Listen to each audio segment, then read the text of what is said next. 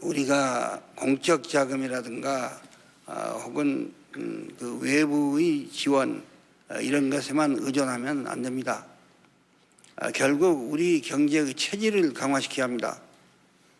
그것은 금융과 기업, 공공, 노동 이것을 세계 최고의 경쟁력 있는 체제로 만들어야 합니다.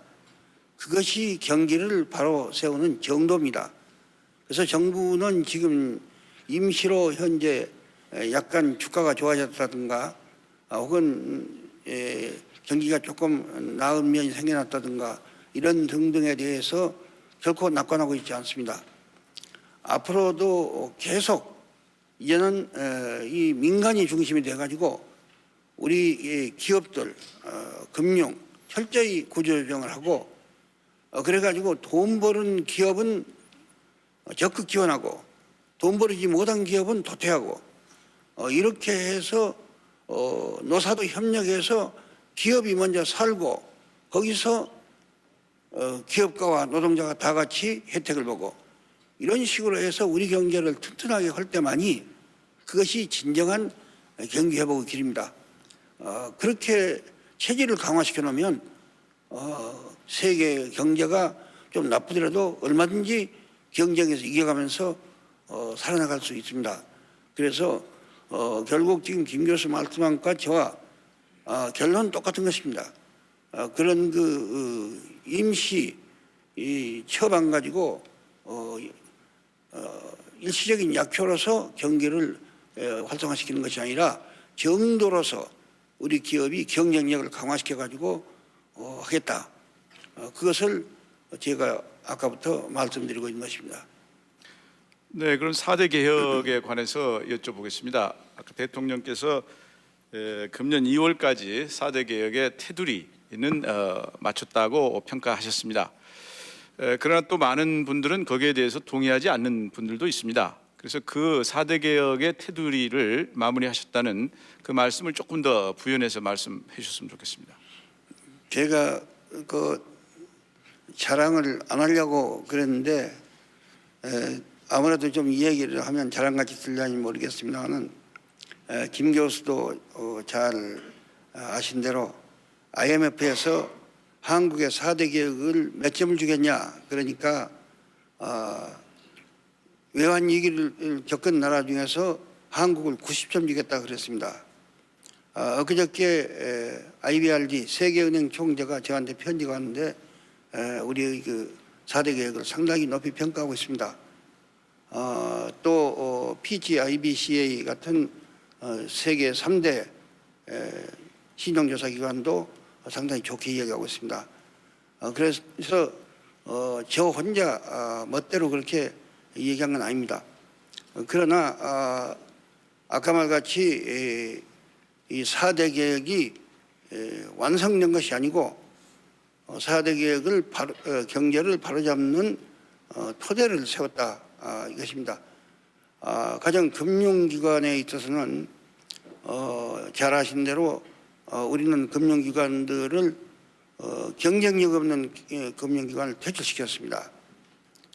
그리고 또 금융기관에서 부실대출 이 말하자면 회수 가능성이 없는 것은 전부 이것은 정리해서 그래서 지금 금융기관들이 클린뱅크 아주 깨끗한 은행이 됐습니다. 투명하게 됐습니다. 그리고 또 금융기관들이 세계적 경쟁력을 갖기 위해서 서로 합병도 하고 이렇게 하고 있습니다. 기업들도 여러분이 아시는 대로 정부가 강력하니 구조조정을 해서 이 기업들이 결합 재무제표 같은 거 혹은 소액주주 권리, 사회이사 이렇게 해서 투명성을 강화시켰습니다. 기업에 있어서 상호 지급 보증을 못하게 만들었습니다. 그래서 같은 계열 내에서 하나가 망하면 전부 같이 망하는 연쇄도산을 막았습니다. 또 내부자 거래에서 특혜를 준 것도 막았습니다. 기업의 오너나 중역들이 민사 형사 책임을 다지도록 이렇게 하고 있습니다. 그래서 기업도 과거에 비하면 아직 부족하지만 경쟁력이 상당히 있는 건 사실입니다. 공공 분야에서도 여러분이 아시는 대로 많은 인원 정리를 했고 또 지금도 하고 있습니다.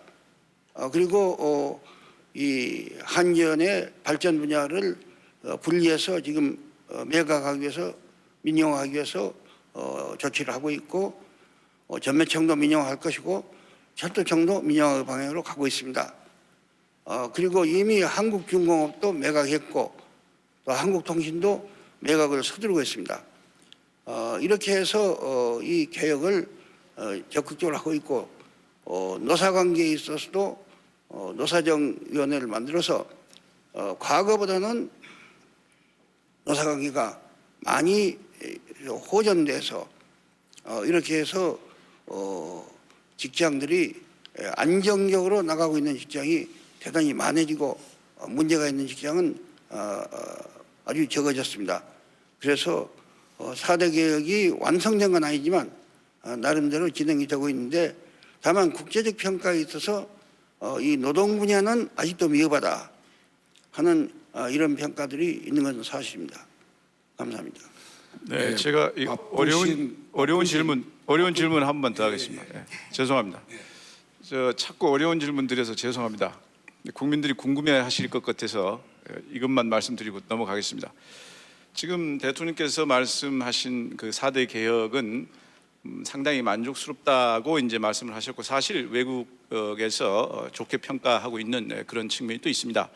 그러나 국민들이 또 염려하고 궁금해하는 부분이 있기 때문에 이거를 대통령께 또 여쭤보겠습니다. 지금 말씀하신 것은 다 긍정적인 측면입니다만은 그 과정에서 우리가 그동안에 염려했던 부정적 측면들이 또 동시에 생기고 있습니다. 우선 금융 부분에 있어서 소위 관치 금융 때문에 금융기관이 이렇게 어렵게 됐다 하는 반성을 우리가 했는데 지금 현재 정책 당국에서 금융기관들에 대해서 수익성과 함께 공익성을 또 강조를 하고 있습니다. 공익성을 강조한다는 것은 결국 정책금융에 대해서 협조해야 된다 하는 메시지로 그렇게 이해가 되고 있고 정부에서 추진하고 있는 어떠한 금융에 대해서 금융기관이 협조할 경우에 그것은 면책해 준다 하는 얘기까지도 있습니다. 그것이 지금 염려되는 사항이 나타나고 있고요. 기업의 경우에 현재 지난해 9월 말 현재 어떤 분석에 의하면은 우리 기업들 중에 26.7%가 영업이익으로 금융 비용도 갚지 못하고 있는 것으로 그렇게 되어 있습니다. 이 26.7%의 기업은 전체 기업 부채 790조 정도로 추산되는 기업 부채의 약 350조 정도를 지금 부담하고 있는 그런 기업들로 되어 있고 그렇기 때문에 이 기업들은 언제 위기에 처할지 모르는 그런 폭탄과 같은 기업들입니다. 그렇기 때문에 이 두 측면을 보면은 금융개혁의 핵심이 과거로 다시 되돌아가는 느낌을 줄 수도 있고 또 기업에 대해서 구조조정을 했다고 하지만은 26.7%가 아직도 대단히 위험한 상태에 그대로 있다. 이렇게 보면은 기업 구조조정이 과연 제대로 된 거냐 하는 의문을 갖게 됩니다. 그래서 이 두 부분에 대해서 대통령께서 충분히 좀 말씀을 더해 주시면은 국민들이 좀 더 안심할 수 있을 것으로 생각합니다. 이 금융 분야에 대해서 정부가 과거와 같이 그 금융기관에 대해서 여기 대출해라 저기는 대출하지 마라 그런 일을 하지 않습니다. 다만 정부가 금융기관에 대해서 중소기업 이런 그 특별히 지원하고 보호해야 할 분야에 대해서 대출을 꺼리지 말고 적극적으로 해줄 것을 요청하고 있습니다. 그래서 이 금융기관이 자기의 정당한 평가해 가지고 그런 중소기업이나 그런 그 서민금융 이런 대출을 해서 그래서 그 문제가 생길 때는 정부도 거기에 대해서는 그걸 참작해서 책임을 크게 묻지 않겠다 하는 것이지 무슨 정부의 원하는 대로 원하는 기업이나 이런 데 대해서 대출해 준 것을 책임을 묻지 않겠다는 것은 아닌 것입니다. 지금 금융기관은 정부가 적극적으로 권고하고 있습니다. 금융기관은 이 신용평가해서 이 대출을 해가지고 희망이 있는 기업만 대출하고 그러지 못한 것은 도태해야 한다고 얘기하고 있습니다. 다만 우리나라 금융기관들이 과거 타성에 의해서 이 담보물 부동산 담보를 잡고 대출하지 신용 대출을 안 하려고 하는 이런 면이 있습니다. 이것은 매우 아주 후진적인 현상입니다. 그래서 금융기관이 그런 분야에 대해서 노력하도록 또 그런 분야에 노력하다가 조금 문제점이 생기면 그 책임을 묻지 않겠다는 이런 이야기를 하고 있는 것입니다. 금융기관의 지금 상당 부분이 정부가 결국은 구조조정 과정에서 투자를 해가지고 대주주로 되어 있지만 정부가 금융기관의 장을 정부가 과거와 같이 지명한 것이 아니라 이것은 인사위원회를 만들어서 그래가지고 선출하고 있습니다.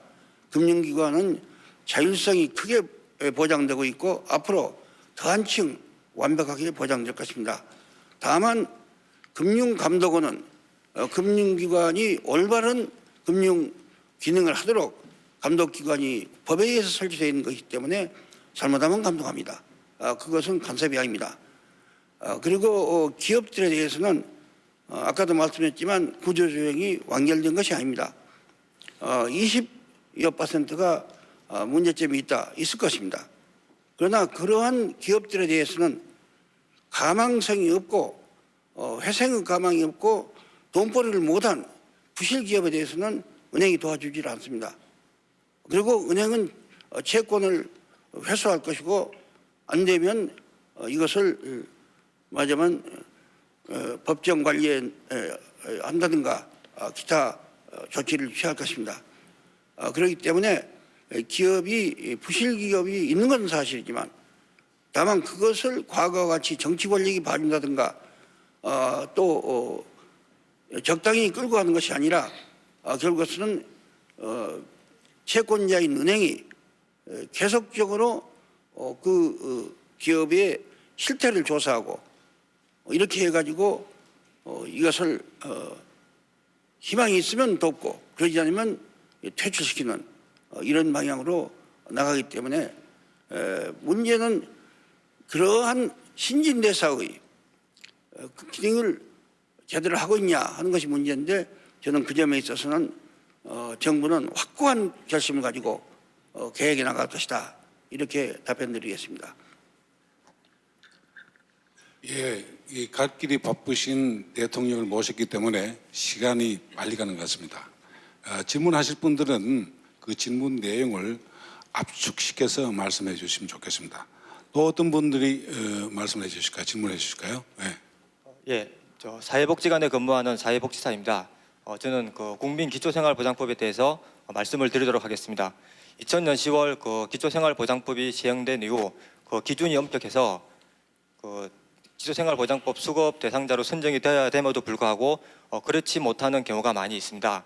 그 한제로 한 할머니가 아들과 함께 살고 있었는데 그 경제가 어려워지면서 그 아들은 이제 돈을 벌기 위해서 지방으로 지방으로 내려가게 되었습니다. 그 이후 연락도 안 되고 서로 이제 접촉도 없었는데 이번에 그 할머니의 가정 같은 경우에는 그 기초생활보장 수급 대상자로 선정을 되지 못하는 바로 그 아들이 부양 의무자로 되어 있기 때문에 선정이 되지 못하였습니다. 이런 예를 볼 때 그 법을 현실적으로 적용하는 데 있어서 허점이 있지 않나 생각을 하며 이에 대한 보완책에 대해서 말씀을 해주시기 바랍니다. 예, 그 기초생활보장법을 작년 10월부터 실시를 했는데 아무래도 문제점이 많이 있을 겁니다. 지난번에도 제가 노원구에 가서 이제 실태를 듣고 그랬는데 거기에 사회복지사들이 여러 가지 실정을 이해한 거 보면 문제점들이 있습니다. 특히 지금 쪽방에 살고 있는 분들이라든가 혹은 이 노숙하고 있는 분들 이런 분들은 또 주민등록증도 없어가지고 기초생활보장의 혜택을 못 받고 있는 여도 있습니다. 지금 약 151만이 작년에 시작해서 기초생활보장법의 혜택을 보고 있습니다. 4인 가족에 93만 원, 아마 금년에는 96만 원으로 됐을 것입니다. 혜택을 보는 것입니다. 이것은 좀 세계에 별로 예가 많지 않는 특별한 그 사회 안전망 조치입니다. 이 외에도 잘 아신 대로 우리나라에는 이 고용보험이 있고 산재보험이 있고 그리고 의료보험이 있고 국민연금이 재작년부터 시작돼서 있습니다. 약 60만의 노령자들이 지금 국민연금 혜택을 보고 있습니다. 그래서 이런 그 있는데 특별히 기초생활보장을 한 것은 어떤 경우에 어떤 사람도 이 굶주리거나 혹은 자식 교육 못 시키거나 또 의료 혜택을 받지 못한 일이 없도록 하자는 그런 취지에서 했습니다. 그래서 앞으로 복지사 여러분들이 실정을 보고해주면 그런 그 부당하게 혹은 또 이 잘못돼 가지고 누락된 분들에 대해서는 계속적으로 추가해 나갈 그런 생각입니다.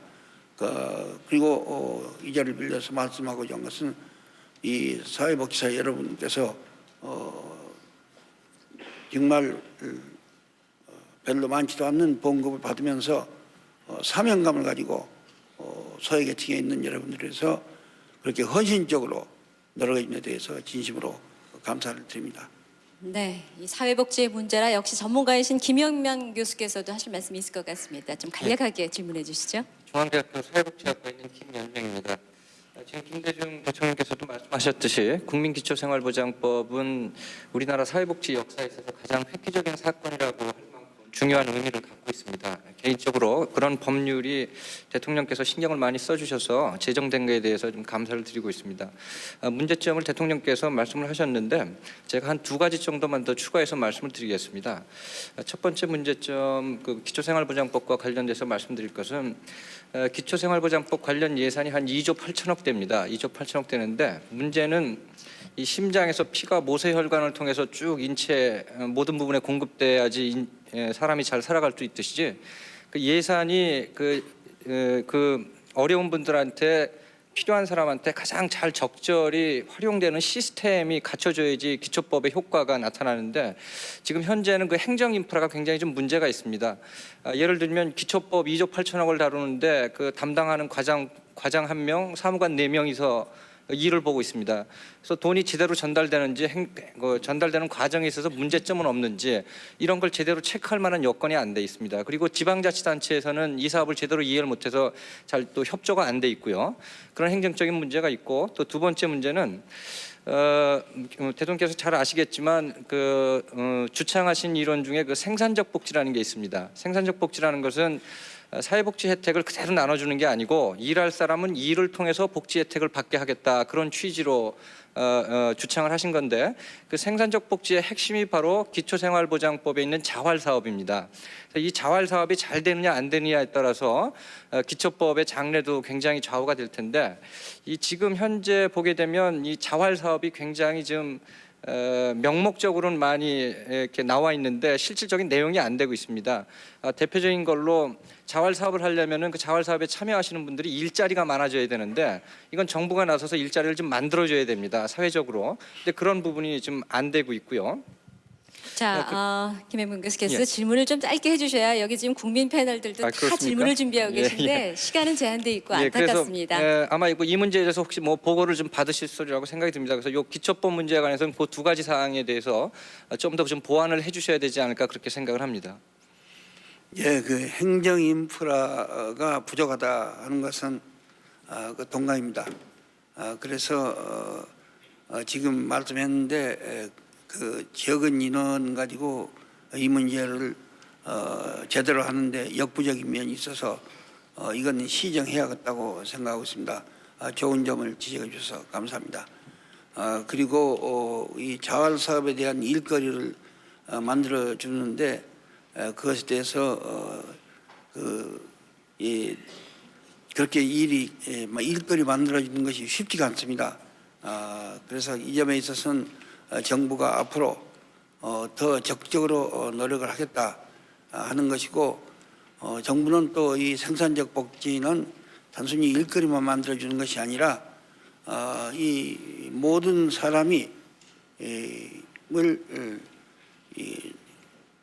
양질의 노동력을 갖는 예를 들면 정보화라든가 기타 여러 가지 문화 분야에 있어서의 콘텐츠라든가 이런 등등 그 양질의 노동력을 가진 사람으로 재교육시켜 가지고 그렇게 해서 더 좋은 소득을 얻고 더 많은 부가가치를 창출할 수 있는 그런 길로 육성하고자 하는 것입니다. 그래서 지금 말씀한 그런 점을 참고를 하면서 이 현재 일자리를 구하고 있는 분들 또 저소득층 분들 이런 분들에게 대해서 더 많은 기회를 주고 또 교육을 시켜가지고 더 많은 소득을 얻는 그러한 노동력으로 발전시키도록 그렇게 노력하겠습니다. 네, 지금 이 일자리 말씀을 하셨는데요. 이 실업 문제에 대해서 좀 더 깊이 들어가 보도록 하겠습니다. 방청석에는 지금 대통령께 직접 질문을 하겠다고 신청하신 실직자가 한 분 나와 계신데요. 아마도 하실 말씀이 참 많을 것 같습니다. 방청석의 김은성 아나운서. 네, 고대 그리스 아테네 시민들은 나라에 문제가 있을 때 아테네 광장에 모였습니다. 오늘 바로 그런 시간인데요. 실업 문제도 국민의 지혜가 필요하지 않나 생각이 됩니다. 중요한 것은 실직하신 분들의 어려움과 고통을 이해하는 것이겠죠. 직접 실직자분 만나보도록 하겠습니다. 어디 계십니까? 네, 일어나셔서 자기소개해 주시고요. 대통령께 솔직하게 질문하시기 바랍니다. 예, 저는 충남 아산에서 올라온 30대 실직자 송한영이라고 합니다. 저는 그동안 그 구직으로 해서 정부에서 실시하고 있는 구직 프로그램에 능동적으로 참여해 왔습니다. 그리고 그 결과로서 취직에 필요한 정보통신 자격증이나 사무관리에 관련해서 자격증을 5개 이상 취득했습니다. 그리고 취업을 하려니까 막상 취업이 되지 않습니다. 모든 기업들이 저를 필요로 하고 있는 것 같지가 않습니다. 그 이유는 바로 연령 제한입니다. 모든 기업들이 경력 사원이 아니고서는 30세 이전의 인재를 요구하고 있습니다. 이와 같은 문제는 30, 40대의 모든 실직자, 비단 저뿐만이 아니라 모든 실직자들이 겪고 있는 공통된 어려움이라고 생각합니다. 이와 같이 가장 열심히 일해야 할 나이에 소외되어 있는 30, 40대 실직자들을 위한 어떤 대책이나 대안이 있으시면 좋은 말씀을 듣고 싶습니다. 네, 이 30, 40대 실직자가 직장이 참 얻기가 어렵다는 것을 듣고 있습니다. 또 지금 그 대학을 갓 졸업한 사람들도 실업률이 참 높습니다. 10대의 실업률도 높습니다. 그래서 이 정부는 이 실업 문제 이것이 무엇보다도 국민에게 가장 큰 불안을 주고 또 가족까지도 고통을 주는 문제라는 것을 잘 알고 있습니다. 우리나라 실업자 수는 한때 178만까지 갔다가 작년 가을까지는 78만으로 줄어들었습니다. 그러나 작년 말부터 다시 이것이 계절적 원인 또 불경기 그리고 4대 개혁에 의한 개혁의 결과 등등을 해서 실업자가 늘어나기 시작해서 지금 100만에 육박하고 있습니다. 2월 달은 좀 더 늘어날 것입니다. 그래서 이 실업 문제를 해결하기 위해서 정부는 지금 모든 노력을 다 기울이고 있습니다. 젊은 사람들은 지금 대학 졸업생을 약 2만 명을 정보화 교육을 시키고 장차 20만 명까지 목표로 지금 하고 있습니다. 또 30, 40대 혹은 40, 50대 분들에 대해서 자영업을 하려고 한 분들에 대해서는 이 융자의기를 열어서 5천만 원부터 1억까지 융자해주는 그런 계획 조치를 하고 예산을 짜놓고 있습니다.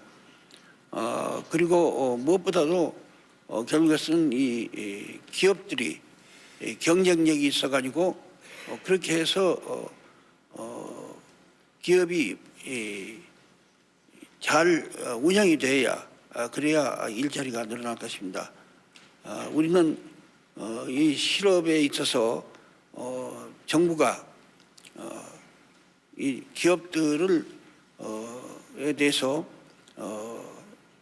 이런 그 실업자를 고용을 했을 때는 기업의 그 실업자의 봉급을 반 또는 3분의 1을 지원해주고도 있습니다. 또 실업자들에 대해서 이 고용 재취업의 교육을 지금 시키고 있고 이렇게 하고 있습니다. 또 직업 알선을 위해서 노력하고 있습니다. 그런데 지금 말씀과 같이 그렇게 취업이 빨리 안 되고 있는 것도 사실입니다. 그 점에 있어서 결국 우리가 이 문제를 해결한 길은 지금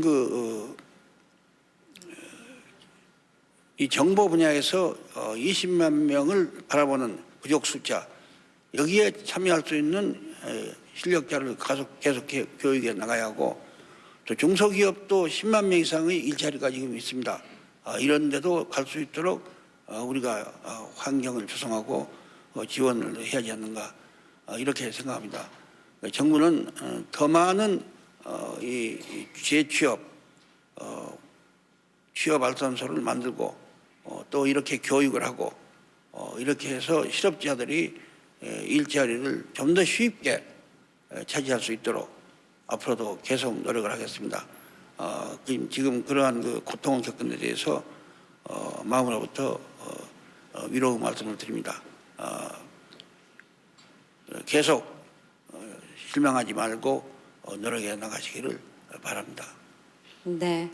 말씀 잘 들었습니다. 주위에 보면은요, 이 실직자나 서민들은 전셋값 폭등에 또 물가 인상까지 이중 삼중의 생활고를 겪고 있습니다.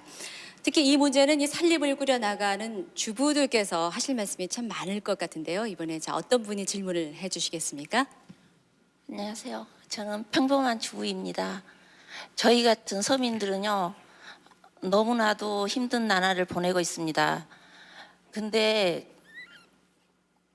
작년에는요, 제가 반팔을 입고 살았어도 도시가스 요금이 96,280원이 나왔습니다. 근데 올해는 긴팔을 입고 살고 많이 전략을 한다고 했습니다만 145,850원이 나왔습니다.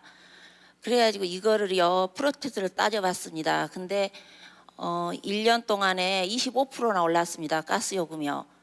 그래가지고 저희들은 진짜 점점 희망을 잃어가고 있습니다.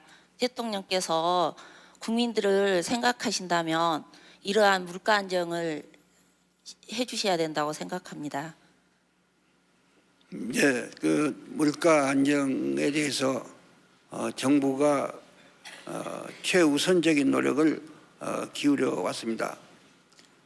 그렇게 해서 작년에도 물가를 3% 이내로 잡았습니다. 그렇지만 소비자들이 느낀 체감 물가는 그보다 훨씬 더 올라갔다, 이렇게 되어 있습니다. 지금 가스 같은 거는 아시다시피 국제 유가가 폭등을 해서 그렇게 해서 그러한 가격 앙등이 있었습니다. 또 유가가 내려가면 가스값이 내려가고 하면 자연히 또 요금도 내려갈 것입니다. 이거는 우리 힘으로 어쩔 수 없는 국제적인 환경입니다. 그러나 다른 분야에 있어서는 정부는 최선을 다해서 물가를 잡기 위해서 노력을 하고 있습니다. 공공요금 같은 것도 사실은 중앙공공요금은 한 1.3% 정도 올랐는데 지방공공요금이 좀 많이 올랐습니다. 9% 가까이. 그래서 공공요금이 너무 많이 오른 데 물가에 영향을 주기 때문에 금년 상반기는 공공요금을 올리지 않게 하고 이렇게 하면서 물가를 억제하는 데 노력을 하고 있습니다. 앞으로도 정부는 여러 가지 대책을 세워서 이렇게 해서 기업들이 이 구조계획을 철저히 해가지고 좋고 싼 물건을 만들어서 세계적 경쟁력 있는 그런 그 싼 물건을 만들므로써 결국에서는 소비자에게 양질 물품을 보다 더 싸게 줄 수 있는 그런 개혁을 해 나가야 할 것입니다. 물가 안정을 위해서는 정부가 최대의 목표를 두고 여기에 노력해서 금년에도 3% 이내의 물가 앙등으로 억제하도록 반드시 그렇게 노력하겠다 하는 것을 여러분께 말씀드립니다. 예, 유 의원님 주부님처럼 그 영수증을 들고 나와가지고 증거를 제시해야 대통령께서 확실하게 대답하실 겁니다. 예. 그러면은 또 다른 질문 받아볼까요? 여기 있습니다. 아 예. 네, 안녕하십니까. 저는 중소기업을 운영하고 있는 이영아입니다.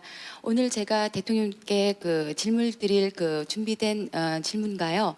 또 말씀 중에 듣던 중에 그 생긴 질문을 두 가지를 드리도록 하겠습니다. 먼저 그 중소기업인으로서 그 기업을 운영하면서 느꼈던 점하고요. 또 여성 기업인으로서 쭉 운영해왔던 그 두 가지를 말씀을 드리겠습니다. 대통령께서는 그동안 많은 정책들, 그 중소기업을 지원하기 위한 많은 정책들을 실시해 주셨습니다. 그런 그 의지에 따라서 각 그 정부 부처에서 실질적으로 보면은 좀 경쟁적으로 그 정책 현안들을 실행하고자 하고 있습니다. 그러다 보니까 저희 중소기업들은 오히려 그런 그 중복된 정책의 실행으로 인해서 여러 가지 혼선을 잇고 있습니다.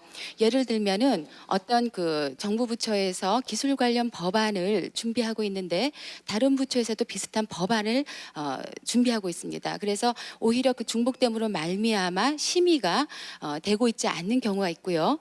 또 한 경우에는 한 부처에서 어떤 기술 평가로 인한 기술 인정을 해줬습니다. 그러나 다른 부처에서는 부처가 다르다는 이유 하나로 그 인증을 인정하고 있지 않는 경우가 있습니다. 그런 부분들로 저희가 그 굉장히 어려움을 느끼고 있고요. 또 여성 기업인으로서 우선 그 대통령께 그 여성부를 그 승격시켜 주신 것에 대해서 굉장히 감사의 말씀을 전합니다. 그러나 여성 기업인들이 실질적으로 기업을 운영하면서 많은 어려움들이 있는데 그 중에 어떤 자금 조달 문제라든지 또 여성 기업인의 그 물품을 우선 구매하는 부분에서 다양한 정책들을 실현시켜 주셨습니다. 그러나 실질적으로 실행하는 과정에서 최하부 구조에서 잘 그런 것들이 진행되지 않음으로 말미암아 저희가 굉장히 많은 어려움을 겪고 있습니다. 벤처 여성 기업인들이 실질적으로 보면 3.47%밖에 불과하지 않습니다. 여성 기업인들을 많이 육성하겠다고 하지만 이런 어떤 실질적인 환경이 개선되어야 되지 않을까 생각하면서 좀 의견을 듣고 싶습니다. 다시 한번 여성부 출범에 대하여 감사의 말씀을 전합니다. 예, 부처 간의 혼선이 있다는 것은 몰랐습니다. 그런 말씀을 지금 저도 듣고 또 정부 사람들도 지금 이 방송을 통해서 듣고 있을 것입니다. 이것은 반드시 저도 연락을 해서 이런 것은 시정되어 나가도록 노력을 하겠습니다. 앞으로도 그런 문제들은 서슴지 마시고 정부 측에 제의를 하고 또 시정을 요구하는 그렇게 해주시기 바랍니다. 이것은 필요할 때는 청와대로 말씀을 해도 좋습니다. 저희들이 검토해서 관계부처가 시정하도록 그렇게 도와드리겠습니다. 여성 경제인들에 대해서는 정부도 법률까지 만들어서 여성 경제인들을 자금 지원을 특별히 하고 또 물자를 구매하도록 그렇게 했는데 이것도 하부 구조에서 잘 안 되고 있다는 얘기를 오늘 또 듣고 그럴 것이다 하는 생각도 듭니다. 그래서 이 점도 저희가 곧 시정하도록 노력하겠습니다. 여기에는 저를 보좌하는 사람도 와 있기 때문에 전부 지금 기록하고 있습니다. 그 여러분께 도와드리고 또 지금 질문하신 분한테 또 그런 결과도 알려드리도록 하겠습니다. 네, 오늘 질문해 주신 이영아 씨 바로 이 즉답을 얻으셔서 참 저도 기쁩니다. 이 중소기업인들 사업하시는데 이제 좀 절차도 간소화돼서 더욱더 편안해질 것 같네요. 자, 이번에는 어느 분이 질문을 해주시겠습니까? 네, 저 앞쪽에 계신 분입니다. 예, 저는 경기도 용인에서 목장을 하고 있는 황병익입니다. 저는 농가부채에 대해서 좀 질문을 드리겠습니다. 지금 우리 농촌은 수익 개방에 따른 농산물 가격 하락과 늘어나는 농가부채로 아주 어렵습니다. 물론 최근 정부에서 농가부채의 상환 기간을 연장해주고 또 이자율을 낮춰주는 등 전향적인 노력이 있었습니다만 그런 조치만으로 아직도 부채를 얻어서 빚을 갚아야 하는 우리 농촌의 현실을 근본적으로 해결할 수는 없다고 생각을 합니다. 한 가지 확실한 것은 이 농가부채를 우리 농민들이 스스로 벌어서 갚을 수 있어야만 하는데 대통령께서는 농가의 소득 증대를 위한 어떤 대안을 가지고 계신지 여쭤보고 싶습니다. 예, 지금 가장 핵심적인 말씀을 했어요. 이 결국 농가부채를 농민들이 벌어서 갚도록 해야 한다 하는 그것이 핵심적인 부채 문제 해결의 길입니다. 그것을 위해서 정부도 많이 노력을 하고 있습니다. 예를 들면 정부는 지금 이 물류 비용, 농민들이 생산품의 제값을 받을 수 있도록 이것을 직거래 또는 이 중간 상인을 단축시키는 그렇게 해서 하는 물류 비용을 전체 농업 예산의 30%까지 내려가고 있습니다. 제가 대통령 될 때는 10%도 안 됐습니다. 그리고 또한 정부는 금년부터 논농사하는 농민들에 대해서 헥타당 25만 원씩 보조금을 줍니다. 그런데 명년부터는 밭농사하는 농민들, 산골의 농민들까지도 보조금을 주도록 하겠습니다.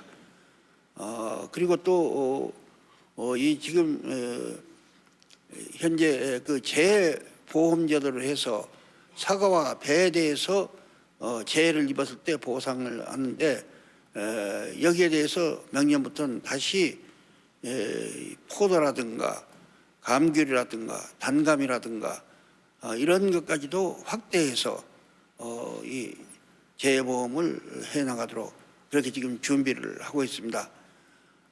그리고 이 농가의 소득 증대를 위해서는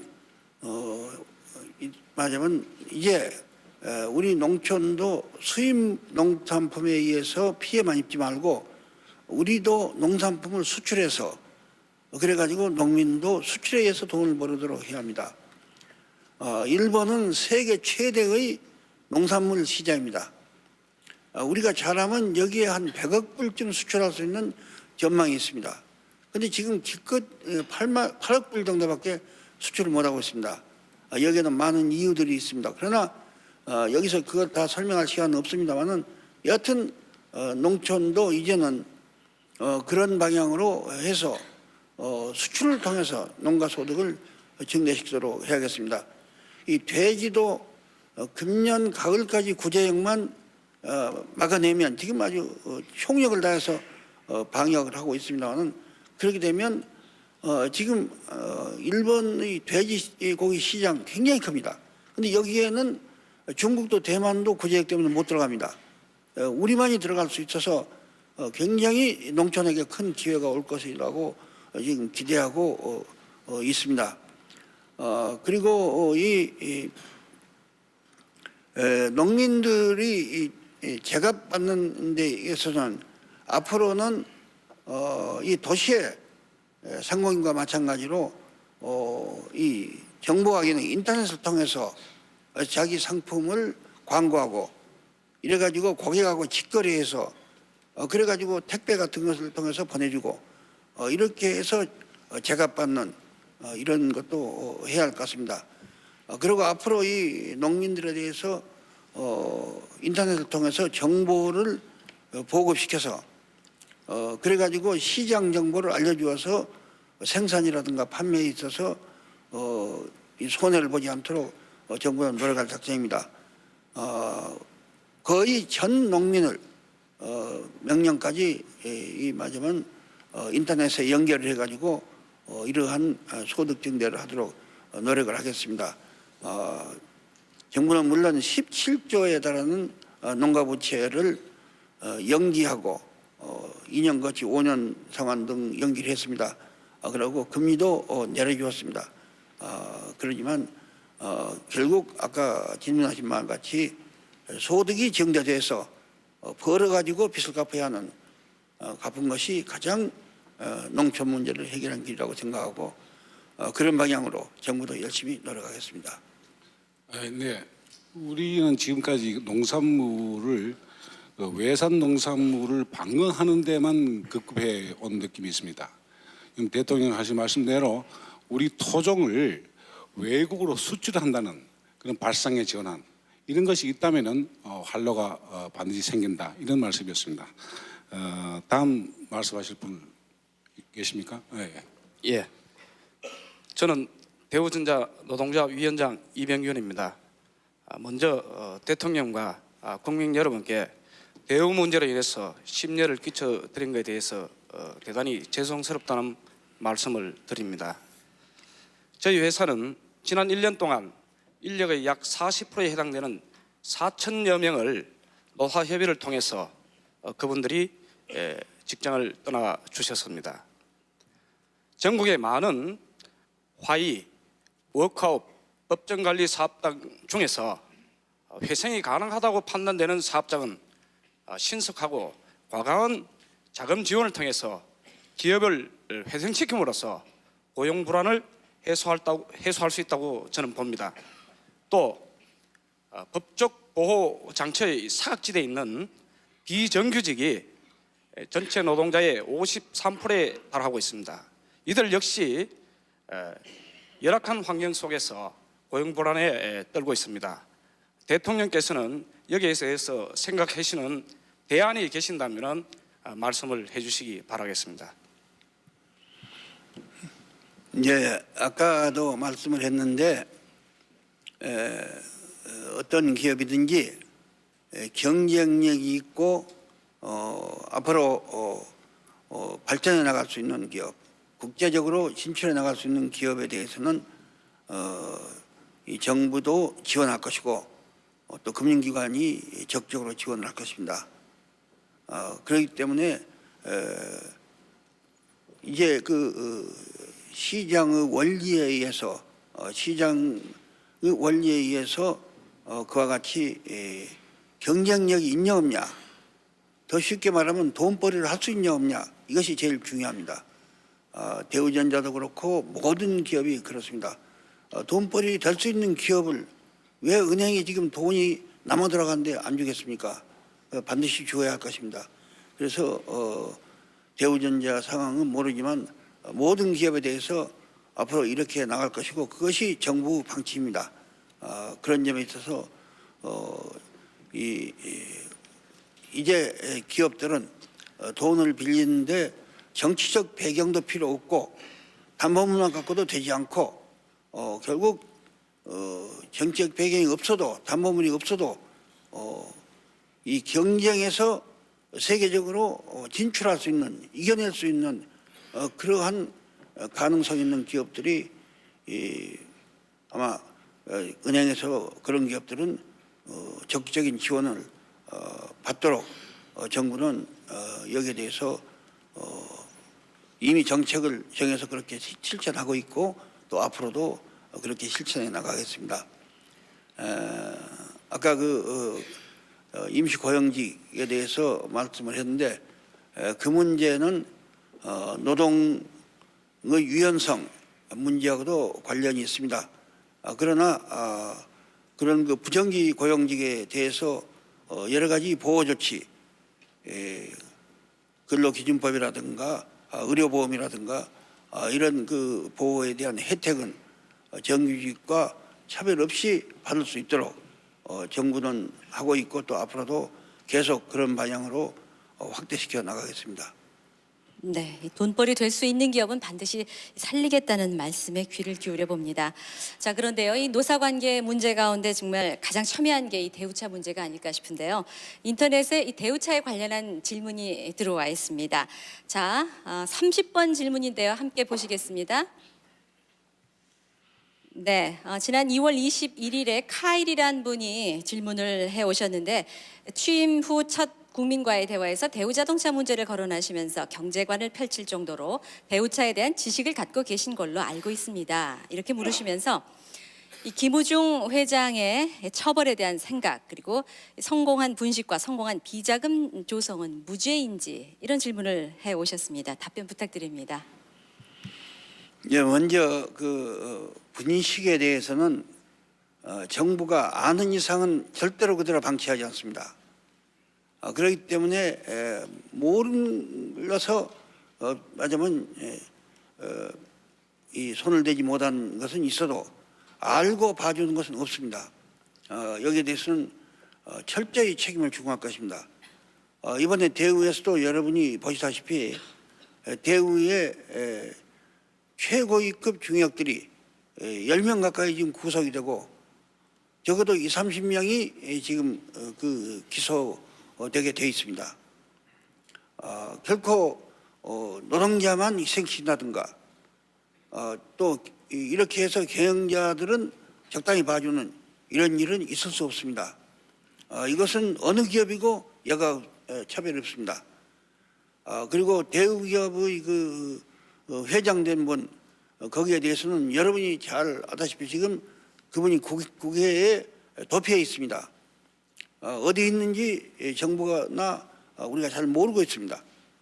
그래서 여기 이 사람에 대해서는 우리가 지금 그 검찰에 고발을 해가지고 검찰이 우리 외교통상부에 연락해서 전 세계에 지금 소재를 파악하는 노력을 하고 있습니다. 결코 묵과하거나 적당히 하고 있지 않다는 것을 말씀드립니다. 네. 지금까지 경제 문제에 관해서 질문이 많이 집중이 됐는데요. 사실 오늘 거론되는 모든 문제가 국민적인 관심사지만요. 특히 교육 문제에 관한 거 우리 2세들과 관련이 있기 때문에 아마 초중고생 자녀를 둔 분들 관심 참 많으시고 또 하실 말씀도 많을 것 같습니다. 지금 방청석에 계신 분들에게 이번에 질문의 기회를 드리도록 할 텐데요. 김은성 아나운서 어디 계십니까? 네, 자 이곳은 중앙무대와 조금 떨어져 있지만 분위기는 아주 뜨겁습니다. 많은 분들이 경청하고 계시고요. 또 메모하는 분들도 많이 계십니다. 그만큼 국민과의 대화에 거는 기대가 크기 때문이겠죠. 우리 국민의 정서상 교육의 문제 아주 중요합니다. 특히 요즘에 걱정이 되는 것은 사교육 때문에 이민하는 분이 많이 늘고 있다고 하는데 직접 질문을 들어보도록 하겠습니다. 어떤 분이 질문을 해주시겠습니까? 네, 바로 옆에 계시네요. 자기 소개해 주시고요. 대통령께 질문하시기 바랍니다. 저는 서울 송파구에 살고 있는 김성노입니다.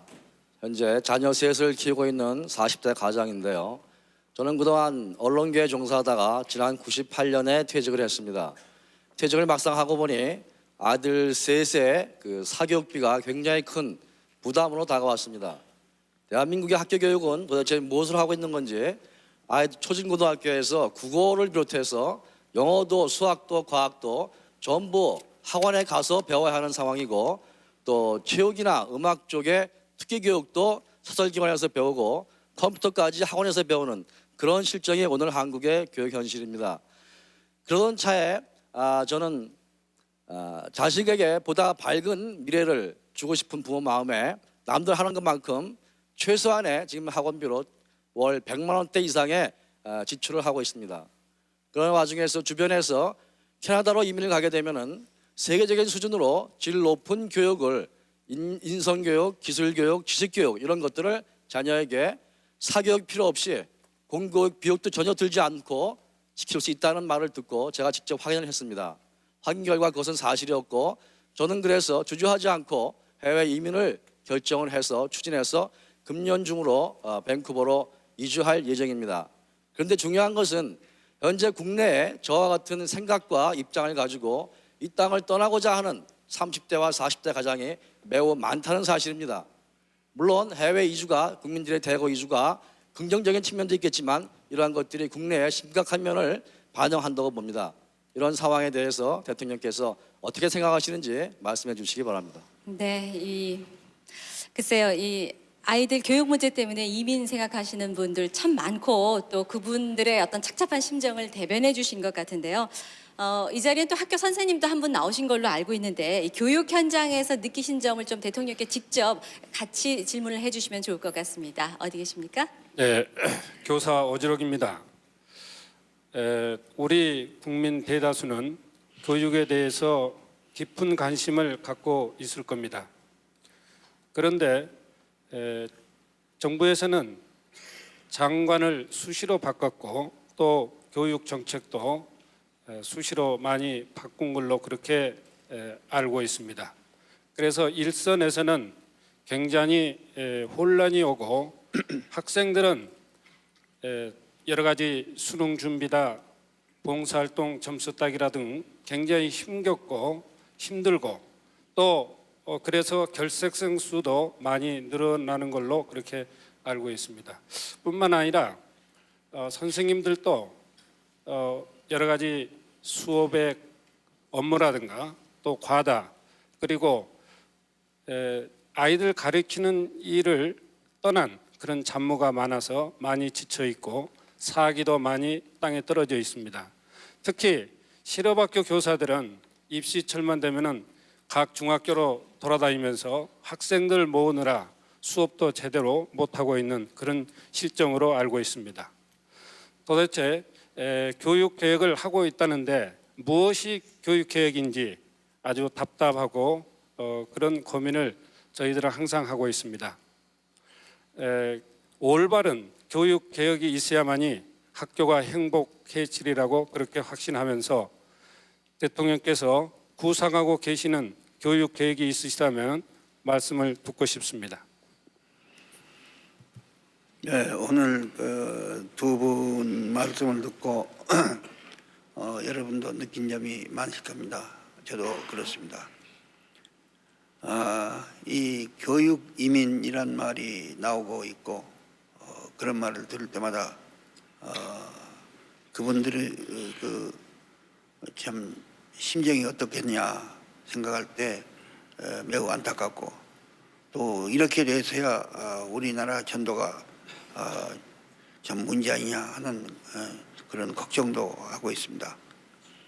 또 지금 말씀이 나왔는데 학교 교육에 지금 많은 문제점이 생기고 있습니다. 교실 붕괴라든가 여러 가지 이야기들이 나올 정도로 문제점이 많이 있습니다.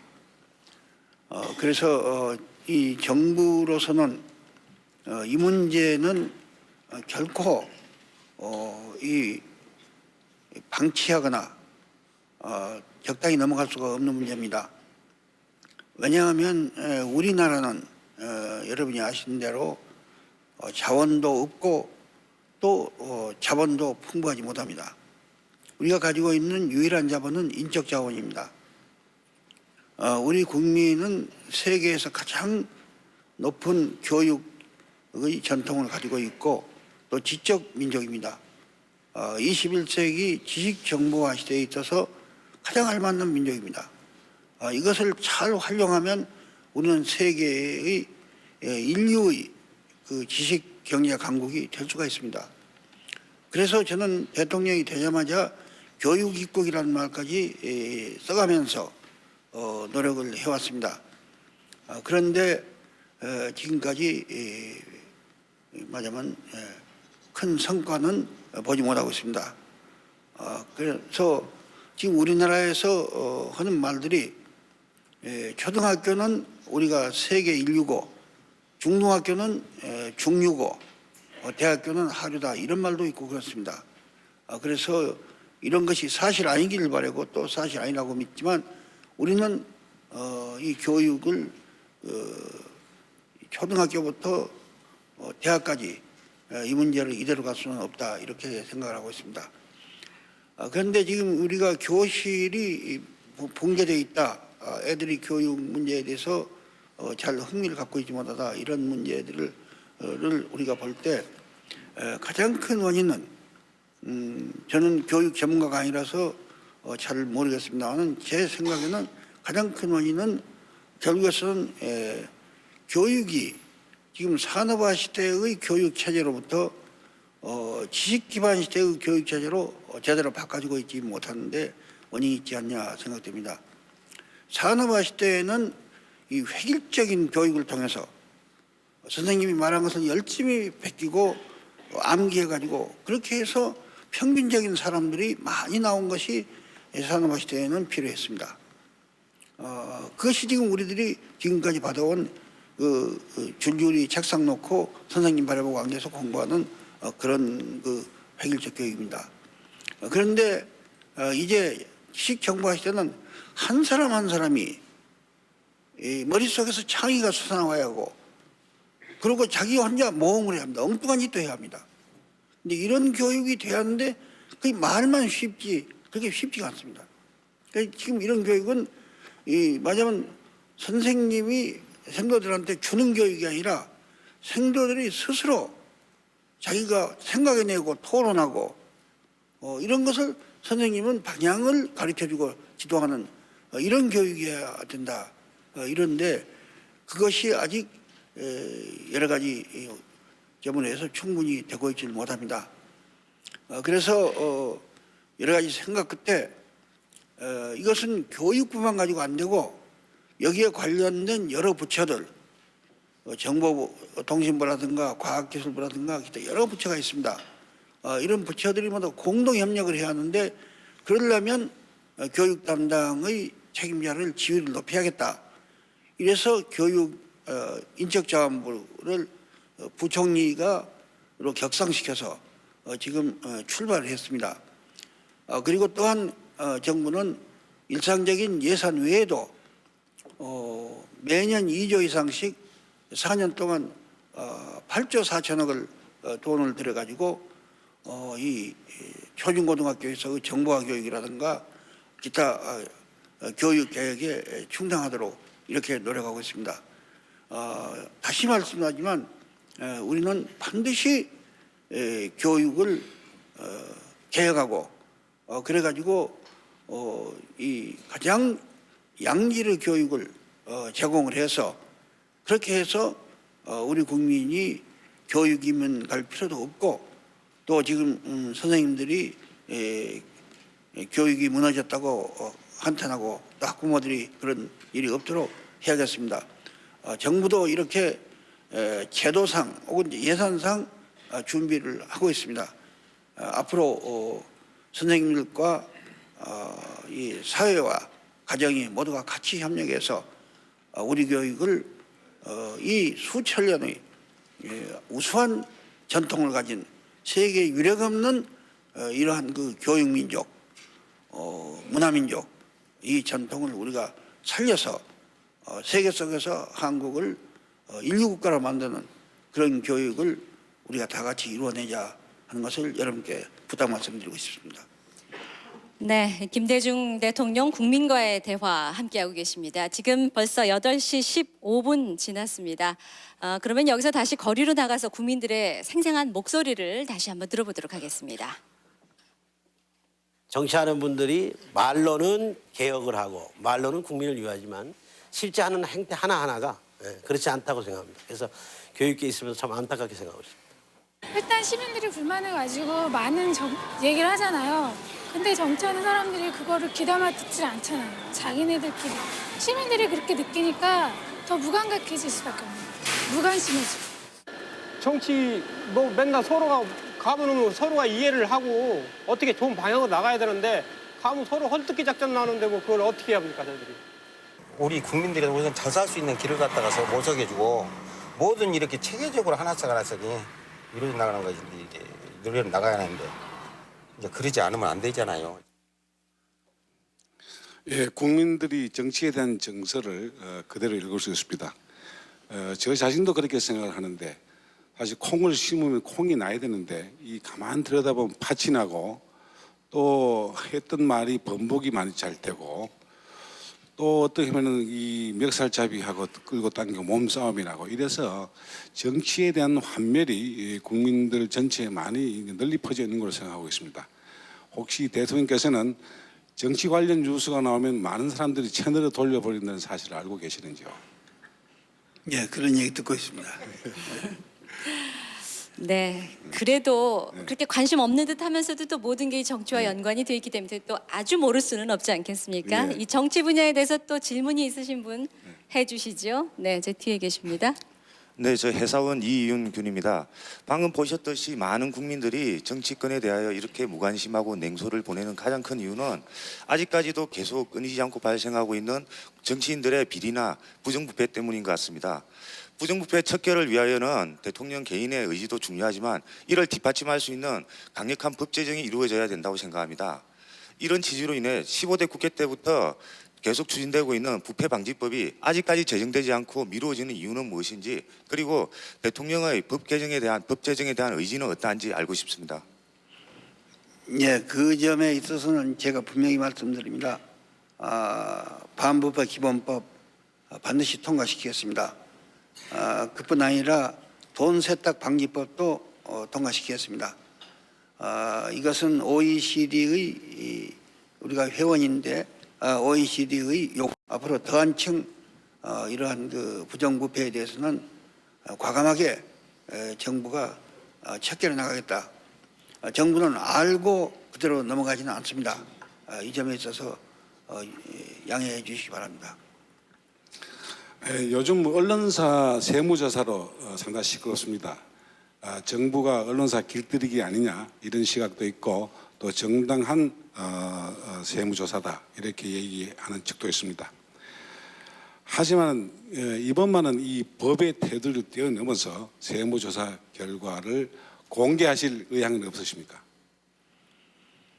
네, 그 문제에 대해서 대통령이 취임할 때 선서를 하면서 법을 지키겠다고 선서해 놓고 법을 안 지켰습니다. 여기서 그런 말을 할 수는 없습니다. 그런데 국민의 90% 이상이 결과를 공표해야 한다 하고 지금 여론조사가 나와 있는 걸 봤습니다. 그 점이 정부로서는 참 고민스러운 점입니다. 법과 국민 여론이 그 충돌하고 있는 것입니다. 그리고 아까 그 언론 길들이기 말씀이 나왔는데 저는 분명히 얘기합니다. 저는 민주주의를 위해서 싸워왔습니다. 그걸 위해서 싸우다가 여러 번 죽을 고비도 넘기고 감옥살이도 하고 그렇게 했습니다. 그것이 수십 년이었습니다. 그런 제가 이제 나머지 임기 2년밖에 안 남았는데 그런 그 언론 길들이기 위해서 그런 짓 하지를 않습니다. 그리고 또 우리나라 언론이 정부가 그런다고 그렇게 마음대로 되는 언론이 아닙니다. 여러분이 보시다시피 지금 세무조사를 하고 있고 공정거래 조사하고 있지만 언론이 얼마나 정부에 대해서 자유롭게 비판하고 있습니까? 여러분이 직접 신문이나 방송을 들어보십시오. 또 보면 그렇게 되고 있습니다. 그래서 그리고 언론을 길들이려면 과거에 뭐 어떤 그 정권이 하는 식으로 조용히 비밀리에 조사해가지고 몇 군데만 표적을 해서 이래가지고 하는 것이지 이렇게 공개적으로 전 언론을 이렇게 조사하는 그런 방식이 어디 있겠습니까? 그래서 그런 일은 결단코 없다는 거. 이건 과거 앞으로 역사에 남을 일이기 때문에 제가 역사에서 평가받고자 하는 입장에서 또 국민이 지금 화경같이 눈을 뜨고 이거 보고 있는 입장에서 그러한 일은 있을 수가 없습니다. 다만 여러분이 아시는 대로 이러한 그 언론사가 정당하게 세금을 내고 있는가, 또 언론이 공정한 경쟁을 하고 있는가, 광고라든가 혹은 독자 문제 이런 문제 등에 있어서 하고 있는가, 이런 문제에 대해서 조사를 해야 한다 하는 것은 국민의 80% 이상 언론 종사자들의 거의 90%가 이 마저만 이것을 요구하고 있습니다. 그래서 이런 점은 결코 정부가 이 민심에 역행되는 혹은 또 언론인들의 여론에 역행된 그러한 그 언론을 장악하기 위한 생각을 가지고 한 것이 아니라는 것을 이것은 제가 분명히 여러분께 말씀드립니다. 네, 잘 알겠습니다. 네, 이번에 사회현안 중에 다른 문제 짚어볼 텐데요. 앞서 많이 하셨기 때문에 김영명 교수님께 기회를 주시는 건 어떨까요? 언론사 세무조사에 대해서 한 가지만 말씀드리고 싶습니다. 네, 그러세요. 죄송합니다. 예, 말씀하세요. 이건 경제 문제가 아니라 쉽습니다. 그래서 여쭤보겠습니다. 짧게 해주세요. 예, 지금 이 국민들이 다 세금은 누구든지 반드시 내야 되고 또 공정거래 해야 된다. 그렇기 때문에 언론사 세무조사에 대해서 반대하는 사람 없습니다. 원칙적으로 반드시 해야 됩니다. 그런데 이제 염려하는 거에 대해서 대통령께서 직접 조금 더 말씀해 주셨으면 하는 부분이 있기 때문에 말씀드리고 싶습니다. 우선 지금 현행 세법 자체가 지키기가 참 까다로운 부분이 있다. 기업들이 세법을 그대로 지키면은 망하기 쉽다 하는 정도로 엄격합니다. 그래서 우리 사회에는 준법투쟁이라는 것도 있습니다. 또 하나는 조세 행정이 과연 아주 만족스러울 정도로 투명하고 객관적이냐, 재는 잣대가 좀 길었다가 짧았다가 한 것이 또한 현실입니다. 이 두 가지 현실을 놓고 볼 때 원칙적으로 아주 바람직한 그런 조치지만은 그 과정에서 혹시라도 이 언론사들의 그 기본 기능, 즉 국민의 뜻을 전달하는 기능이 위축되는 부작용이 없을까 하는 염려가 일부 있는 것도 사실입니다. 그래서 그 부분에 대해서 조금 더 설명해 주셨으면 좋겠습니다. 예, 그런 그 걱정이 없도록 제가 세무당국이나 공정조사당국에 철저히 그런 지금 김 교수께서 하신 말씀을 전하도록 하겠습니다. 네, 김영명 교수께서 질문하시겠습니까? 예. 저는 오늘 그 질문을 많이 준비했는데 이게 참 시간 관계상 잘 못할 것 같네요. 제가 두 가지 말씀드리겠습니다. 하나는 좀 부탁의 말씀이고요. 다른 하나는 질문인데요. 아까 그 비정규 근로자들 문제에 대해서 어느 분이 언급을 해주셨는데 대통령께서 여러 가지 법적 제도적 장치를 강구하고 있고 앞으로 할 예정이다라고 말씀을 하셨습니다. 근데 그 최근에 진행되고 있는 그 정부에서 비정규직들을 사회적으로 보호하기 위한 여러 가지 조치들이 실질적으로 현장에 미치느냐, 그 부분에 대해서는 다시 한번 점검할 필요가 있다라고 생각이 듭니다. 예를 들어 제가 최근에 구한 자료에 의하면 비정규 근로자들의 한 85%가 아직도 고용보험의 적용을 못 받고 있고 국민연금의 적용을 못 받고 있다는 통계가 정부 통계를 재분석한 데서 나왔습니다. 그래서 이 부분은 다시 한번 철저하게 점검을 해서 사회보험뿐만이 아니라 근로조건, 기업복지 이런 부분 국민들이 특히 환자들이 그 병원에서 의사들이 파업을 했을 때 치료도 받지 못하고 그렇게 한 걸 보면 참으로 그냥 어떻게 해야 좋을지 모르는 그런 심정도 있었고, 또 어떤 때는 이걸 좀 포기할까 하는 그런 생각을 가진 일도 솔직하게 있었습니다. 그리고 이건 참 인기가 없는 일입니다. 의사는 의사대로 불평이고 약사는 약사대로 불평이고, 그럼 또 환자는 뭐 하냐면 환자는 또 여러 가지 말하자면 불편한 점이 있습니다. 첫째, 병원하고 약방하고 왔다 갔다 하는 것이 불편합니다. 그래서 이게 누구한테도 별로 좋은 소리 못 듣는 그러면서 아주 힘든 일입니다. 그렇지만 제가 이 생각할 때 이거는 언젠가 누군가 해야 합니다. 과거에도 몇 번 하려다 못했습니다. 내가 알기로는 이웃나라 일본서도 이거 하려다가 제대로 못한 걸로 알고 있습니다. 이런 예가 참 많습니다. 그런데 지금 그 말씀이 나왔지만 항생제라든가 주사제라든가 우리나라가 이 외국 선진국에 비하면 수배 혹은 10배 이렇게 많이 쓰고 있습니다. 이 국민들의 건강이 엄청나게 해를 보고 있습니다. 이 의료 보험료를 34% 올렸다고 말씀하는데 그건 물론 부담이 클 겁니다. 그러나 이게 그런 직접적으로 이 보험료를 올라간 그 문제보다도 마지막 건강을 해치는 문제, 그리고 안 맞아도 좋은 주사를 맞는다든가 안 먹어도 좋은 항생제를 먹는다든가 이렇게 해서 이 알게 모르게 경제적으로도 얼마나 이 맞으면 많은 손해를 보고 있는지 모릅니다. 그래서 이거는 정부가 인기가 없지만 정말 국민을 사랑하고 국민을 아끼니까 이 일 해야겠다. 그래서 이 맞으면 국민을 보호해야겠다. 이런 그 생각으로 하고 있습니다. 지금 말씀한 바와 같이 이제 시작하고 아직 법도 제대로 완비가 안 됐기 때문에 아직 그 효과가 제대로 나타나고 있지 않습니다. 그러나 이건 우리가 성급하게 생각할 필요가 없습니다. 지난번에 국민연금도 재작년에 할 때 굉장히 여론이 있었고 반대가 있고 그래서 우리 내부에서도 그만두자는 얘기도 있었는데 말하자면 끝까지 했습니다. 그래서 지금 약 60만의 노령자들이 국민연금의 혜택을 받고 있습니다. 이 의약분업 이 문제도 우리가 앞으로 이제 자리를 잡아가면 이것은 항생제 사용도 줄어들 것이고 주사 사용도 줄어들 것이고 이렇게 해서 국민의 건강과 그리고 이 국민의 경제적 지출에도 혜택이 갈 것이 틀림없습니다. 또 그렇게 반드시 하겠습니다. 이렇게 고생하면서 해놓고 맞으면 그렇게 국민한테 혜택을 못 주는 대로 그대로 넘어갈 수는 없습니다. 그러니까 정부를 믿어주십시오. 우리가 이 하나 국민에게 사과할 것은 이 의학 분업을 시작하면서 사전 준비를 좀 제대로 못했습니다. 이건 제가 의학이 뭔지 모릅니다. 그렇기 때문에 그냥 충분히 관리 못하고 그렇게 해서 준비를 못해가지고 참 국민을 많이 걱정하게 만든 그런 점에 대해서는 미안히 생각합니다만 이거는 국민 여러분 꼭 해야 하는 것입니다. 우리 국민의 건강을 위해서 또 국민의 말하자면 경제적 이익을 위해서도 해야 하는 것입니다.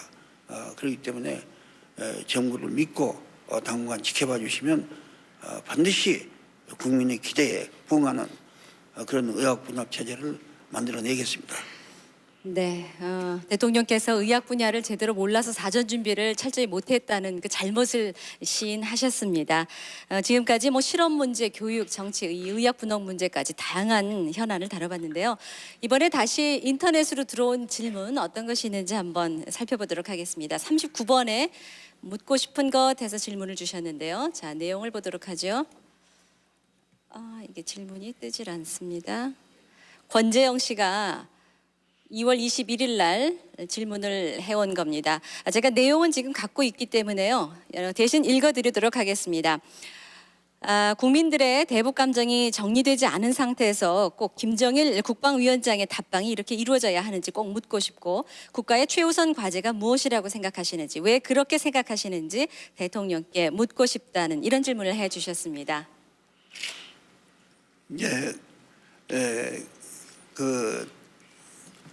우리 국민들이 90%가 어제 여론조사 보니까 김정일 위원장이 서울 온 것을 바라고 있습니다. 그거는 국민들이 공산주의를 지지하거나 또 김정일 위원장을 개인적으로 지지해서가 아닙니다.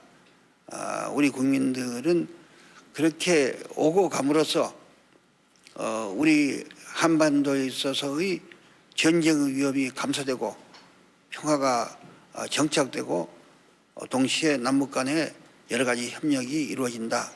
이렇게 생각하기 때문에 마지막 오는 것을 바라는 것입니다. 우리가 직접 어제도 북한에서 내려온 우리 동포들이 이산가족들이 만나는 장면을 우리가 보지 않았습니까? 그것이 남북 정상들이 만난 결과 아니겠습니까? 또 지금 남북 간에 철도가 연결되려고 있습니다. 이 철도가 연결되면 부산에서 출발한 기차가 평양 거쳐 신의주를 거쳐서 그래가지고 만주로 거쳐서 중국 대륙 혹은 이 몽골 같은 데를 거쳐가지고 러시아로 해서 그래가지고 파리를 가가지고 런던까지 갈 수가 있는 것입니다.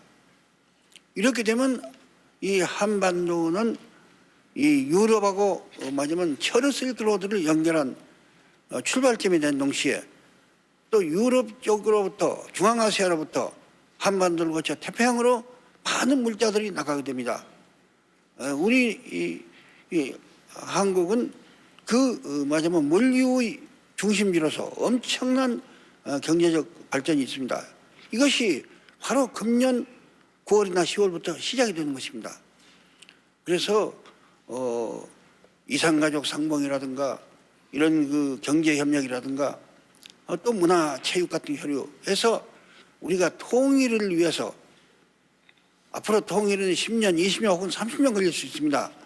그러나 그 동안은 첫째는 남북이 다시는 전쟁하지 말고 평화적으로 공존하면서 살자 하는 것이고 둘째는 이렇게 이산가족 교류라든가 경제협력이라든가 등 문화사회 교류 이렇게 해서 서로 돕고 또 민족 독립성을 회복하자.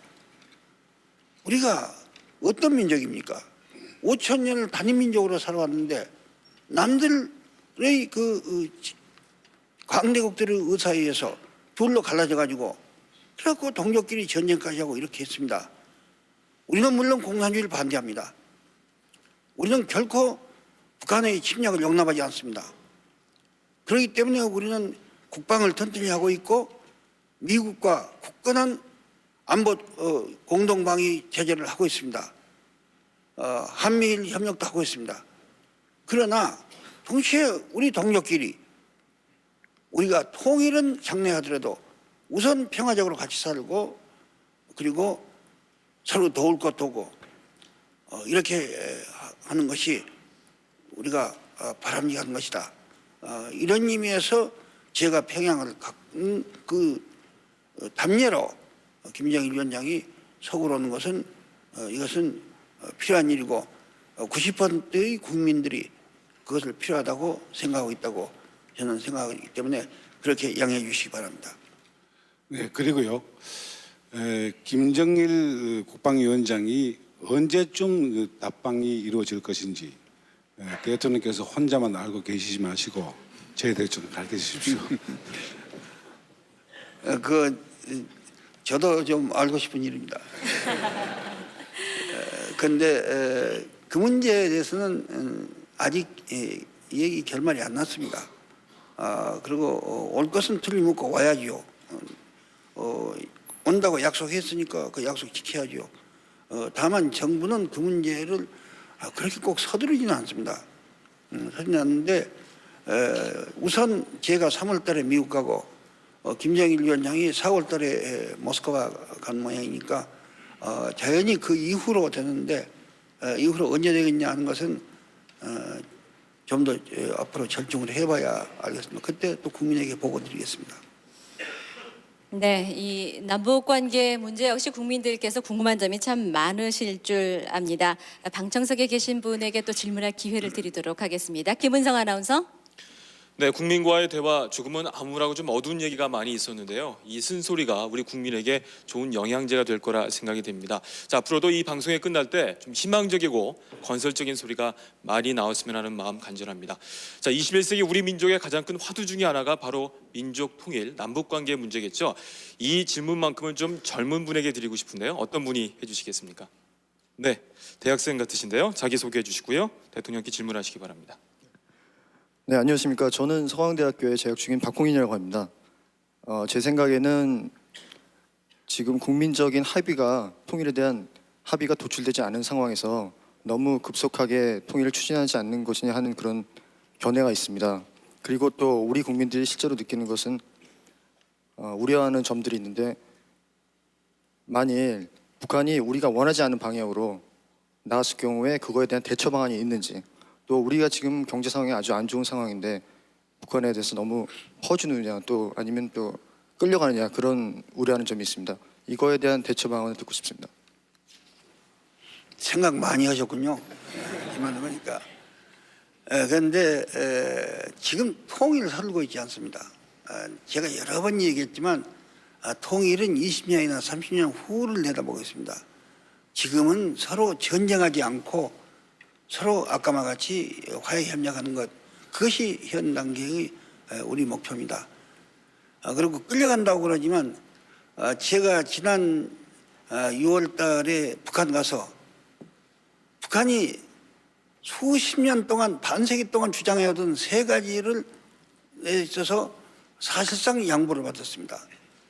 첫째는 우리 안보에 아주 결정적으로 중요한 미군의 주둔 여기에 대해서 김정일 위원장이 한반도에 미군이 주둔하고 해야 하고 통일 이후까지 또 있어야 동북아시아가 안정이 있다는 저 말에 공감을 했습니다. 그건 여러분 발표되니까 아시지 않습니까?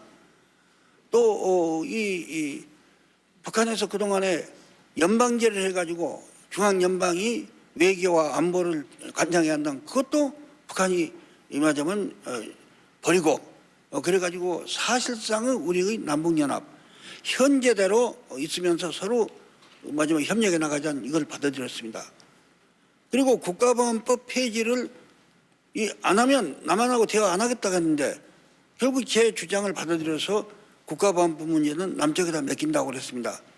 이 남쪽에 김정일 위원장이 오는데 국가보안법이 전제가 아닙니다. 그래서 말하자면 우리도 이렇게 했고 그 후로 또 국방장관 회담을 해서 결코 무력 사용 안 하기로 합의했고 지금 군사 실무회담에서 남북 간 철도라든가 도로 연결하는데 서로 합의했습니다. 경제 협력을 위해서 이 이중과세 방지법이라든가 투자보장 등 4개의 협정을 맺었어요. 서명했습니다. 임진강 수방사업도 하기로 했습니다. 개성다 공단을 설치하기로 했는데 이것도 지금 수백 명의 기업들이 지금 들어가려고 하고 있습니다. 그래서 우리가 그거 여러분이 아시다시피 남북과 이산가족 문제는 지금 활발히 진행되고 있고 머지않아서 모든 이산가족이 서로 편지 왕래 혹은 이 면에서에서 만나고 이렇게 발전돼 나갈 것입니다. 그래서 결코 일방적으로 끌려간 거 아니다. 다만 언론 보기에 그렇게 느낀 것은 북한이 자주 날짜를 바꾸자든가 장소를 바꾸자든가 그렇습니다. 아마 우리가 알기에는 그쪽이 여러 가지 그 인력이라든가 여러 가지 그 사무적 준비 때문에 그런 것 같습니다. 그런 건 우리가 많이 따라갑니다. 그러니까 보면 그렇게 오해할런지 모르지만 근본적으로는 그런 일이 없다 하는 것을 말씀드리고, 또 북한에 막 퍼준다고 그러는데 그것도 사실 아닙니다. 우리가 지금까지 북한에 준 모든 것을 액수로 하면 약 1억 8천만 불에 주었습니다. 과거 정권 때 여러분이 아시다시피 쌀 50만 원 주고 해서 2억 3천만 불 주었습니다. 아직 그것보다 미치지 못합니다. 동시에 이 북한에 준 것은 국회에서 예산 통과된 범위 내에서 줍니다. 금년도에 5천억이 통과됐습니다. 그 범위 내에서 사용을 합니다. 그렇기 때문에 무턱대놓고 퍼주는 것은 아닙니다. 과거에 그 소련하고 국교할 때 우리가 14억 3천만 불을 차관을 주었습니다. 독일은 서독이 동독에 대해서 매년 15억 불씩 17년 동안 무상으로 줬습니다. 이런 것이 전례에 비춰볼 때 우리는 절대로 많이 주고 있지는 않습니다. 그리고 앞으로도 남북경제협력은 민간 기업가들이 서로 자기가 이익이 맞으면 하고 안 하는 그런 그 시장적 원리에서 하도록 하는 것이지 정부가 마구 돈을 집어넣지 않습니다. 그래서 이런 점에 있어서도 결코 정부는 그렇게 막 퍼주는 그런 일을 하고 있지 않고 또 할 수도 없습니다. 예산에 딱 정해져 있는데 어떻게 마음대로 합니까?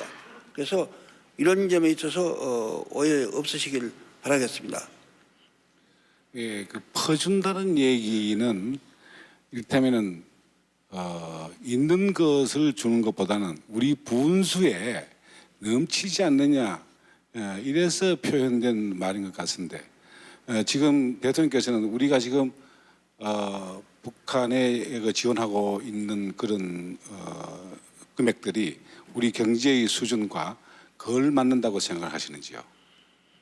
예, 지금 우리가 지금 금년에 5천억을 계산했는데 여론조사를 했는데 그 신문에 났습니다만은 국민들이 1인당 한 10,000원씩 지원했으면 좋겠다 그렇게 말했습니다. 그러니까 4,600만 국민이니까 4,600억입니다. 그러니까 거의 국민 여론하고 같은 액수를 지금 예산에 올렸는데 그것도 물론 필요한 것만 주는 것이지 예산이 올렸다고 무턱대놓고 다 준 것은 아닙니다.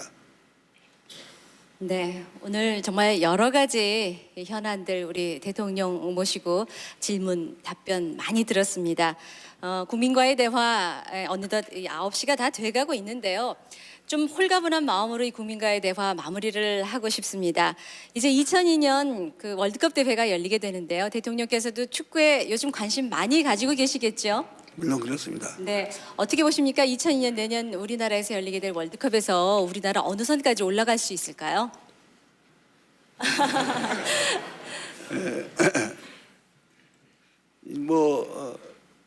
어떤 사람은 18강에 들어갔으면 좋겠다 그렇게 하는데 이제 16강에 들어갔으면 좋겠다 그렇게 하는데 저는 우리 선수들이 16강이 아니라 8강 아니 우승까지 했으면 좋겠다 그렇게 생각을 합니다. 이 시합이란 건 해봐야 하는 거니까 지금 뭐라고 말할 수 없지만 우리는 국민 모두가 우리 선수들이 선전해서 그렇게 해서 우리 국가의 주체국의 체면도 세우고 또 세계적으로도 그렇게 서로 큰 차이가 안 나는 좋은 성적을 올리도록 우리 국민 모두가 같이 적극적인 성원을 해서 사기를 높여줘야 한다. 이렇게 생각을 합니다. 우리 다 같이 적극 지원합시다. 예, 그와 더불어서 마지막으로 대통령님께 우리 그 문화에 대한 그 보존이라 그럴까요? 문화 발전에 대해서 어떤 소회를 갖고 계시는지 듣고 싶습니다. 외국의 예를 보더라도 경제가 어려울수록 그 문화에 대한 순발력을 발휘해가지고 문화 창달을 많이 하는 그런 국가들이 많이 있습니다. 혹시 높아심입니다만은 우리 경제가 이렇게 어려워지면서 문화 창달에 대한 그런 사업들이 혹시 미진하고 또 소외될까 이렇게 걱정스러워서 드린 말씀입니다. 국민의 정부 들어서 처음으로 문화 예산이 1%를 넘은 그런 그 지원을 해오고 있습니다. 그리고 우리는 문화에 대해서 지원은 하지만 간섭은 하지 않습니다. 참으로 문화인들이 자유롭게 활동할 수 있도록 그렇게 하고 있습니다. 그리고 여러분이 아시다시피 지금 문화는 이제는 단순히 정신적인 풍요만이 아니라 경제적으로도 엄청난 그런 그 힘을 가지고 있습니다. 문화 콘텐츠 같은 거 이것은 지금 세계적으로 굉장한 시장, 수천억 불의 시장을 형성해 가고 있습니다. 우리나라에서도 예를 들면 슐리 같은 것이 가서 100만 불을 받지 않았습니까? 또 JSC 같은 건 400만 불을 벌어들였습니다. 심지어 그 도마두들기 난타 이런 게 아니 JSC가 200만 불 벌고 난타 이런 것이 우리가 볼 때는 참 그렇게 세계의 갈채를 밟을 줄 몰랐는데 400만 불에 지금 수출되고 있지 않습니까? 그래서 문화 콘텐츠를 우리가 개발하면 우리 한국민의 그 탁월한 문화 창조력을 잘 활용하면 우리는 그렇게 크게 성공할 수가 있습니다. 우리는 중국서 불교를 받아들이면 해동 불교로 발전시켰고 유교를 받아들이면 조선 유학으로 발전시켰습니다. 그런 문화 지역이 있기 때문에 이 경제적 이득을 위해서도 물론 정신적 풍요는 물론이지만 이득을 위해서도 문화는 적극적으로 지원할 가치가 있다 이렇게 생각합니다. 네, 김대중 대통령 국민과의 대화 이제 마무리할 시간이 됐습니다. 이번 국민과의 대화 시간을 위해서 여론조사를 통해서 남은 임기 동안 대통령께 이것만은 꼭 해결해 주셨으면 하는 점에 대해서 물어봤습니다. 그 결과 물가 안정이 25.4%로 1위를 차지했고요. 다음이 경제 활성화 19.4%, 그리고 실업 문제 해결이 16.7%로 3위를 차지하고 있습니다. 마이크를 좀 사용해 주시죠, 선생님. 네. 이 3위가 모두 경제 문제들입니다. 이것은 프로그램 초기에 대통령께 질문 던졌던 내용과 같은 내용들입니다. 이만큼 대통령께서 시급히 해결해 주셔야 할 문제들이 산적해 있다는 얘기입니다. 국민들이 희망에 대한 답변을 하시면서 오늘 국민과의 대화를 함께 하신 소감을 마지막으로 말씀해 주시면 고맙겠습니다. 네, 오늘 국민 여러분과 모처럼 이렇게 대화를 하게 돼서 진심으로 기쁩니다. 저희의 대화가 여러분께 궁금증을 푼데 또 앞날에 희망을 가진데 도움이 되기를 진심으로 바람하지 않습니다. 우리 국민은 반드시 이 난관을 해결하고 21세기에 세계 인류 국가를 만들 수 있는 잠재력을 가지고 있습니다.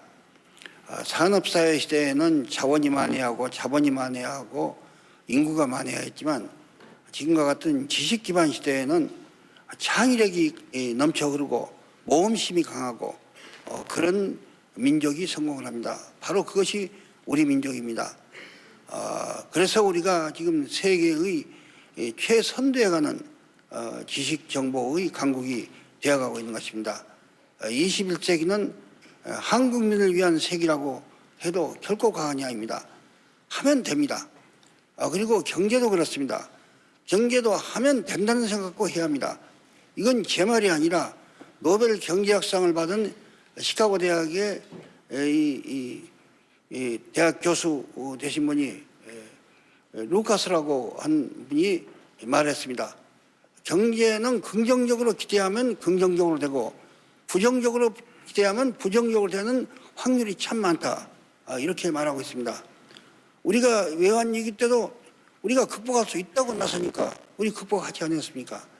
그래서 우리 모두가 힘을 합쳐서 하면 된다는 생각 가지고 또 우리 민족에게 이제 기회가 왔다는 생각 가지고 해야겠습니다. 그러기 위해서는 첫째는 남북이 통일은 안 되더라도 전쟁하거나 다시 말하자면 충돌하는 일은 없도록 우리가 평화를 정착시키고 서로 협력해야 합니다. 그리고 두 번째는 지식정보강국을 또 지식산업강국을 만들어 나가야 합니다. 이렇게 하는 것이 우리가 이 시대의 소명입니다. 저는 국민 여러분을 모시고 제가 대통령으로서 이 민족적 소명을 반드시 이룩하도록 하겠습니다. 그렇게 해서 우리가 세계 속에서 자랑스러운 한국을 우리 후손들에게 넘겨준다면 우리는 이 세를 쌓은 큰 보람이 있을 거라고 생각합니다. 저는 대통령으로서 당장의 국민의 인기보다도 이러한 민족과 국민을 위한 그러한 시대의 소명을 국민 여러분과 협력해서 이루도록 나머지 임기 동안 최선을 다해 나가겠습니다. 기어이 그러한 목표를 달성하도록 노력하겠습니다. 나는 우리 국민은 해낼 수 있다고 생각하고 있고 저도 또 그 준비를 하고 있습니다. 국민 여러분께서 용기와 희망을 갖고 같이 나아가 줄 것을 간곡히 부탁드리면서 오늘 긴 시간 함께해 주신 것을 감사드립니다. 고맙습니다.